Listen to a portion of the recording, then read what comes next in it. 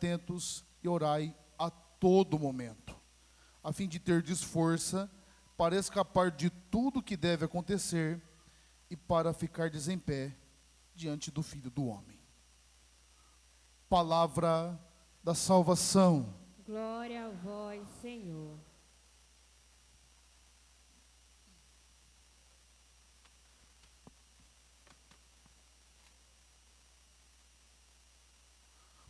Nós celebramos hoje o primeiro domingo do tempo do Advento.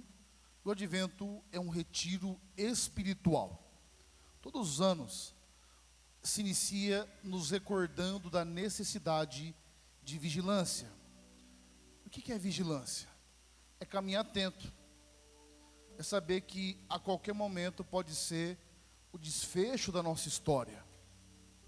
E portanto eu não posso caminhar de qualquer maneira. Quando olhamos, por exemplo, as primeiras comunidades cristãs, sobretudo ali a partir das cartas de Paulo, eles caminhavam na expectativa da vinda iminente de Cristo. Eles acordavam sabendo que Cristo poderia voltar a qualquer momento.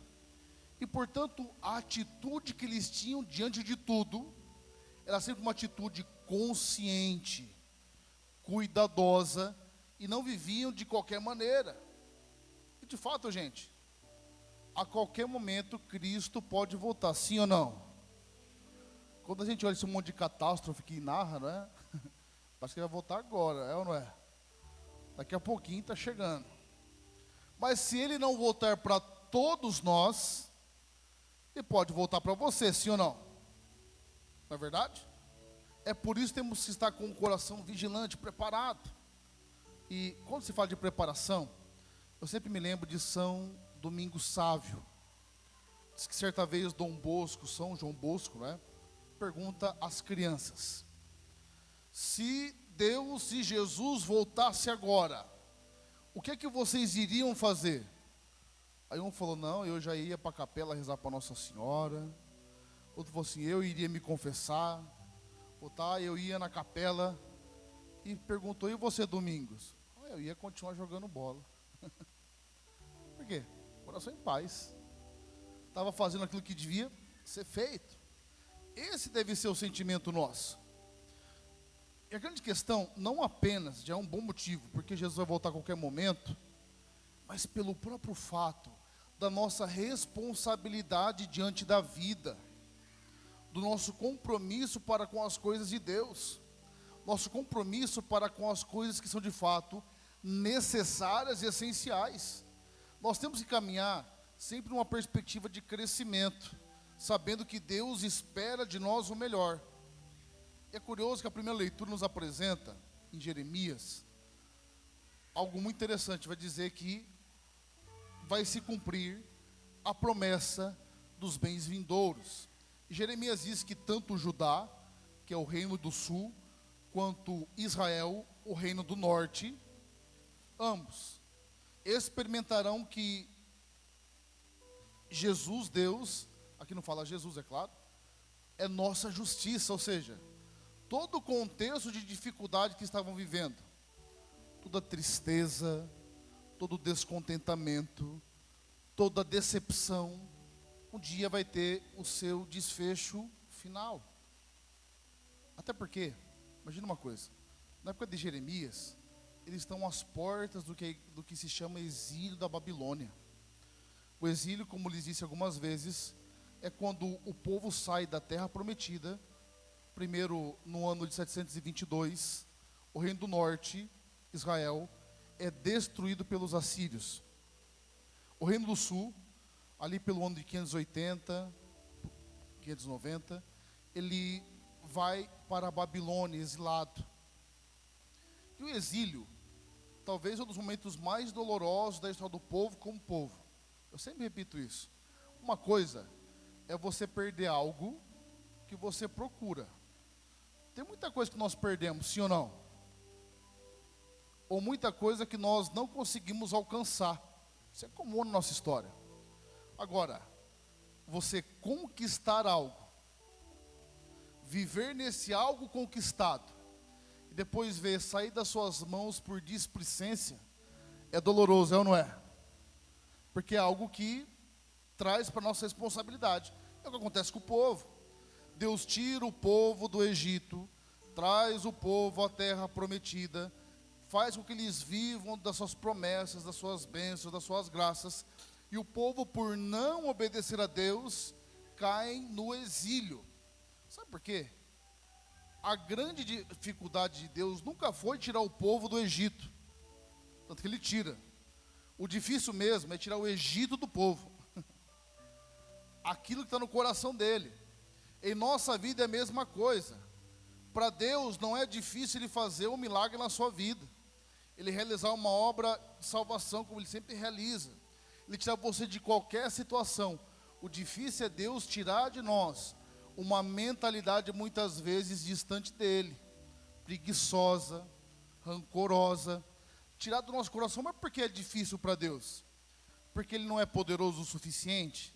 Porque Ele não consegue? Não, de maneira alguma. É porque a liberdade humana é um sacrário inviolável que Deus respeita. Poderia não respeitar, mas Ele respeita. Então existe algo em mim que somente eu posso entregar para Deus. Esse tempo de vigilância vai implicar propriamente isso. Existe algo em mim, somente eu posso olhar para mim, ver o meu coração e falar: Senhor, aqui está diante de suas mãos, e caminhar a partir dessa entrega. Há algo que somente você pode fazer por você mesmo. Ainda que, vamos supor que fosse o padre mais santo possível, que não é o caso, que fosse a situação mais santa possível, o momento mais favorável possível, algo que existe entre nós e Deus, somente nós podemos fazer. E para que vivamos vigilantes, é preciso que entendamos isso. Porque, perceba no Evangelho, Jesus apresenta esse cenário de sofrimento, de dificuldade, os céus serão abalados, não é? E diz que nesse dia, não é para a gente ficar com medo não, porque o Filho do Homem voltará, o Senhor voltará. E se Ele está voltando, é um momento no qual nós precisamos estar com o coração em paz, porque quando Ele vier, a justiça será estabelecida. Pode perceber, o nosso mundo, gente, não é justo. Vamos ser sinceros, é justo. O que nós vemos no mundo acontecendo é baseado na justiça. E olha que a justiça, na verdade, se formos olhar a rigor, não tem nada de extraordinário. O Papa Bento XVI dizia que amor é dar ao outro aquilo que é meu. Justiça é dar ao outro aquilo que é dele. Não tem nada extraordinário nisso, não é verdade? É da pessoa. A justiça é um reconhecimento, é a atitude consciente, moral, de entregar à pessoa aquilo que é dele. No entanto, não é assim que funciona. Mas quando Ele vier, a justiça funcionará. A grande questão é a seguinte: será que em todas as coisas eu estou do lado da justiça ou da injustiça? Eu estou do lado de quem está fazendo certo ou estou do lado de quem está dando um jeitinho? Porque no Brasil é assim, é ou não é? A pessoa sempre quer dar um jeitinho brasileiro. Para a salvação isso não funciona. É por isso que temos que tomar cuidado para não ficarmos insensíveis. Aqui fala da gula, da embriaguez, das preocupações da vida. E não se engane, a gula não é só para quem tem as mesmas dimensões que eu, que são generosas. A gula é para todos nós que nos prendemos na imediatez dos prazeres circunstanciais. A embriaguez, aí se fala da bebida, né, do álcool, né, que te tira da realidade e também das preocupações da vida. Percebeu que lugar que nós temos colocado Deus? Já se questionou diante das preocupações da vida? Todos nós aqui temos problemas e dificuldades, sim ou não? Você não acorda cedo, já pensa no que tem que fazer, o que tem que acontecer, onde tem que ir. E a família normalmente é assim. Se tem família que mora aqui em São Carlos, o final de semana é numa casa, o final de semana na casa do outro avô, da outra avó, ou vai num dia, almoço nenhum, de tarde tem que ir no outro, questão da briga entre os dois, preocupação que vai surgir, não é verdade? Ou fora os boletos, tem que pagar, isso aqui tem que fazer. E está chegando essa fase, advento, é a fase mais difícil de você falar para o povo de penitência. toda semana você vai ter um motivo para comer um salgadinho e tomar um refrigerante. Não é verdade? Você que trabalha vai ter a confraternização do trabalho, tem a confraternização dos seus amigos do trabalho, tem a confraternização do turma de não sei o que das contas, tem a confraternização da família, e tem isso. É até difícil marcar coisa com o povo em dezembro. Todo dia a gente tem um compromisso, então é um tempo. Não que seja errado, viu, essas confraternizações, mas ela não pode tirar de você esse espírito de advento, de esperar o Cristo que vem, porque senão você vai ficar insensível. Você vai ver de confraternização em confraternização e não vai prestar atenção adequada no Cristo que está vindo. É errado você ir, repito, na confraternização. Não, vai, né? Mas seja um sinal lá, não vai também chegar lá aí, né? Porque tem algumas agremiações que surgem baseadas em algo não muito justo, aquele povo, aqueles grupos do WhatsApp que eu sempre falo, onde não está todo mundo. É apenas um secto, normalmente é 3 pessoas que estão nesse grupo aí. É aquelas conversas que não correspondem. Advento é um tempo que Deus dá uma chacoalhada na gente, para que aquilo que é consistente permaneça, e aquilo que não é, de fato, caia. É por isso que a segunda leitura vai nos apresentar a necessidade de entender que a santidade é progressiva. Ela cresce gradativamente. O amor entre nós é progressivo. E nós temos que caminhar nessa caminhada de santidade esse tempo de advento. É por isso que o ideal, a partir desse domingo, assume uma penitência. É claro, o advento não é um tempo penitencial tal qual a quaresma, mas é também penitencial. Por quê?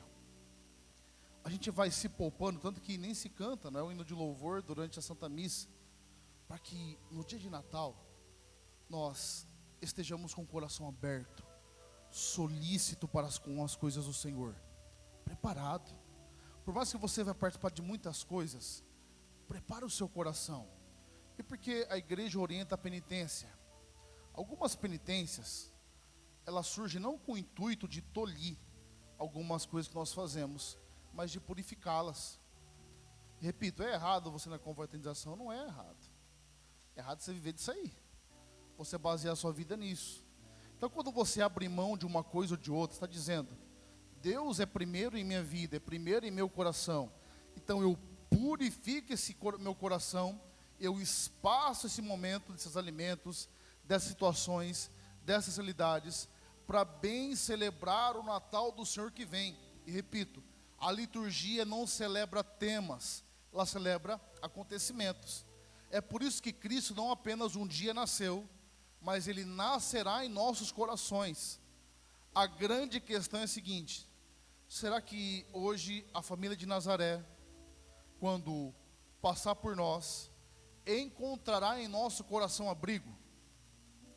Será que se hoje o Senhor voltasse e batesse as portas, a nossa casa estaria aberta para receber Jesus, para receber o Senhor?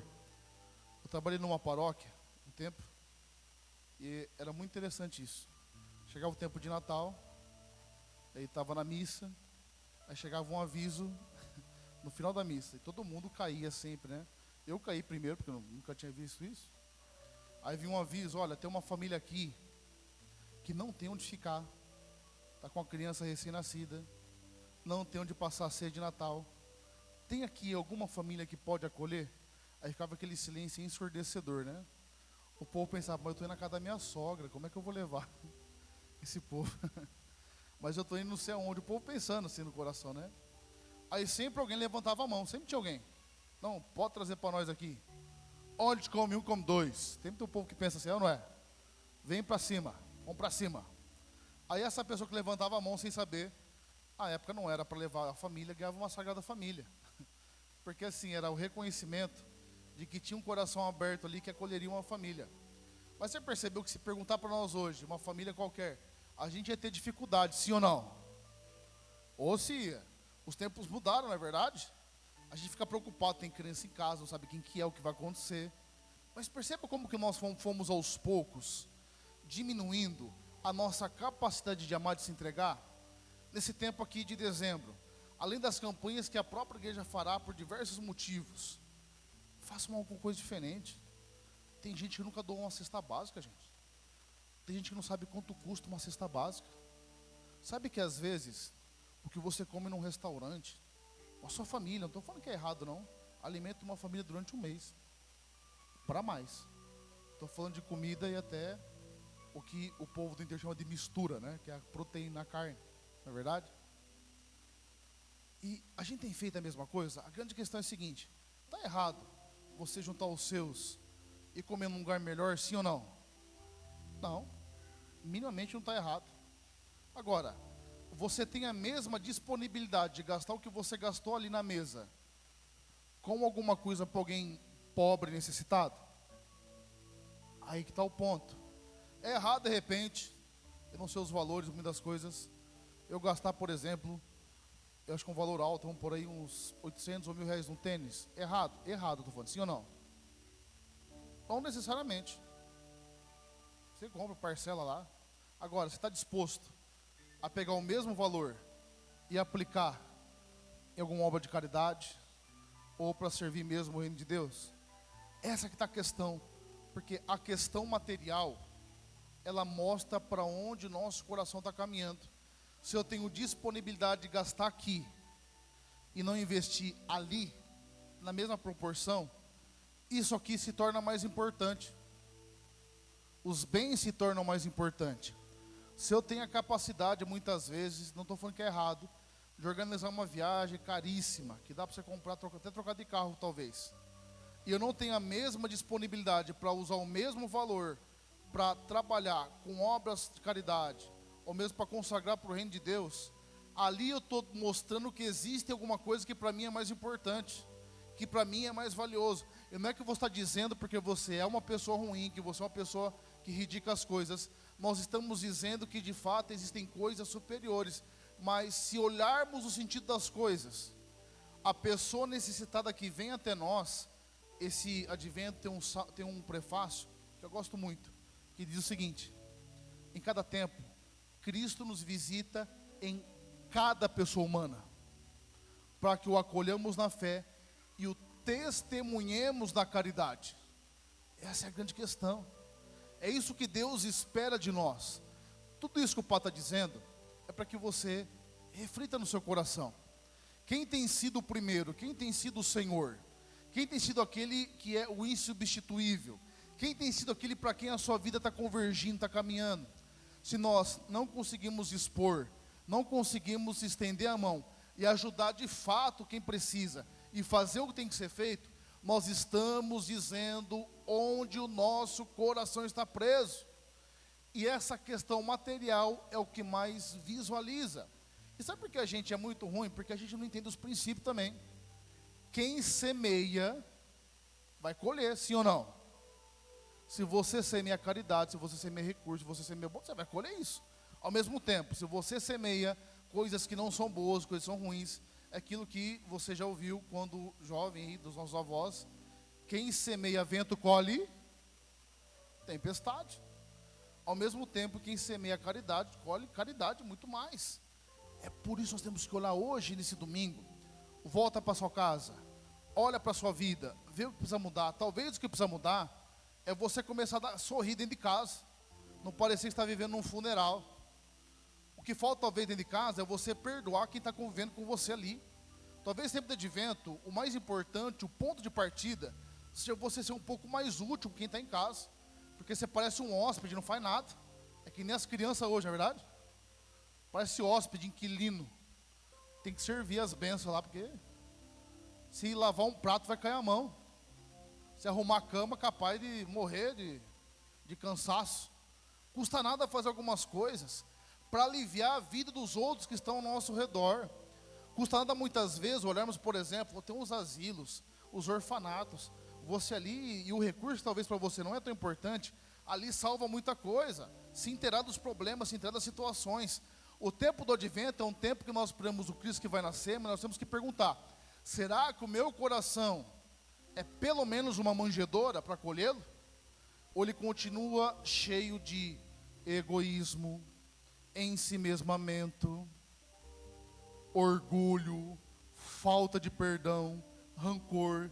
Quantos relacionamentos, quantas famílias não se conversam mais? Antigamente o povo brigava por causa de futebol, não é verdade?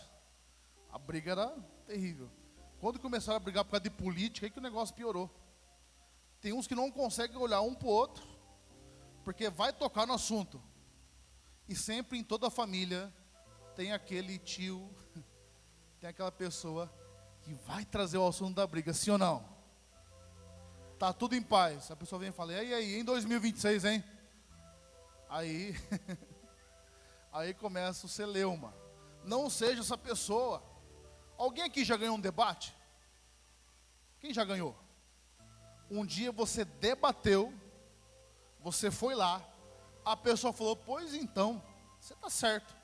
Alguém aqui já ganhou isso? E por que você fica brigando? O povo que não vai resolver nada. Não estou dizendo para você ser omisso, nem para você não ter seu posicionamento. Mas entenda uma coisa, se tem algum ponto que é mal, você não vai dialogar, não vai dar certo. Se não tem uma capacidade de diálogo ali, alguém que vai ouvir, por que você vai perder de conversar com seu irmão, gente? Por que você vai perder de visitar seu pai e sua mãe? Por que você vai perder de estar perto dos seus parentes uma vez no ano que seja?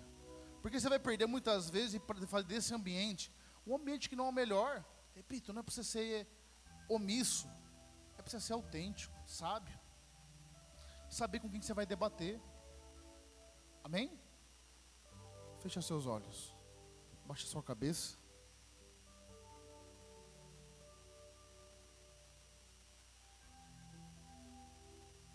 Peça ao Senhor essa graça. Vive uma vida na presença do Senhor. Uma vida no seu amor, na sua misericórdia. Uma vida na sua graça, no seu perdão.